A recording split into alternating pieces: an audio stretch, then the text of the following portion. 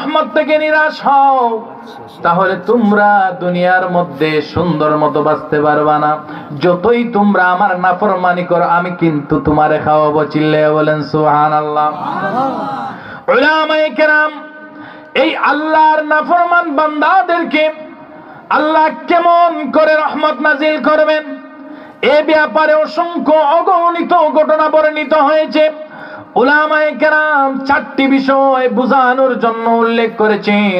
প্রথম বিষয় হলো এক ব্যক্তি যখন কাল কিয়ামতের দিন বিচারের কাঠগড়ার মধ্যে দাঁড় হবে, বিচারের কাঠগড়ার মধ্যে দাঁড়ানোর পর বিচারের মধ্যে ফয়সালা হবে, এই ব্যক্তি জাহান্নামী। নাউজুবিল্লাহ কইতেন না?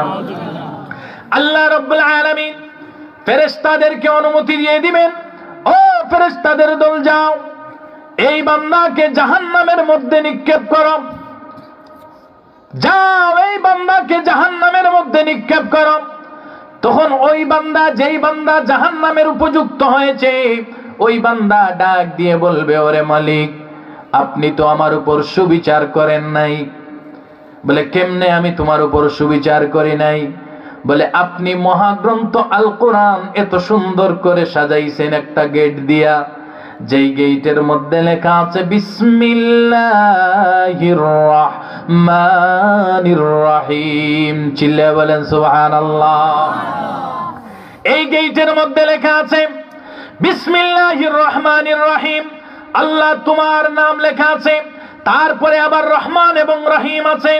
এই রহমান এবং রহিম আপনি বলেছেন আপনার রহমান এবং রহিমের খাতিরে আপনি অসংখ্য অগণিত গুনাহগার বান্দাদেরকে মাফ করে দেবেন। আপনি আবার কোরআনের মধ্যে বলেছেন লা তাকনাতু মির রাহমাতিল্লাহ, ও বান্দারা তোমরা কখনো আমার রহমত থেকে নিরাশ হইও না। আজকে তোমার এই বান্দা বিপদের মধ্যে পড়ে গেছি, আজকে যদি তোমার এই রহমান এবং রহিমের ব্যবহার না করেন তাহলে আর কোন দিন করবেন? তখন আমার আল্লাহ সাথে সাথে ডাক দিয়ে ওই বান্দাকে বলে সাদাকতা ইয়া আব্দি, হে আমার বান্দা তুমি সত্য কথা বলেছো, সত্য কথা বলেছো।